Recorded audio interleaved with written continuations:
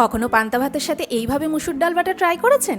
নিয়ে নিন 3 চামচ মতো মুসুর ডাল আর সঙ্গে নিয়ে নিন 2 চামচ মতো পোস্ত।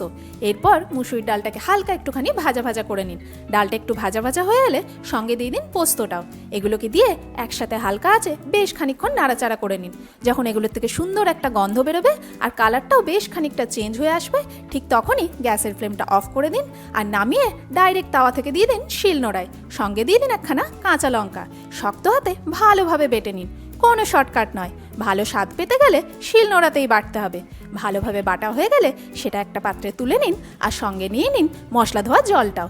এরপর এটাকে ভালোভাবে মিক্স করে একে একে দিয়ে দিন বেশ খানিকটা কুচিয়ে রাখা কাঁচা পেঁয়াজ আর ঝালের স্বাদ মতো কাঁচা লঙ্কা কুচি আর আন্দাজ মতো নুন। সেগুলোকে দিয়ে ভালোভাবে মিক্স করে সবার শেষে দিয়ে দিন বেশ খানিকটা কাঁচা সর্ষের তেল। এটাকে দিয়ে ভালো করে মিক্স করলে রেডি হয়ে যাবে মুসুর ডাল পোস্ত বাটা। যেমনের স্বাদ তেমনই তার গন্ধ। একবার এর স্বাদ পেলে যতবার পান্তা ভাত খাবে ততবারই বানাতে চাইবে।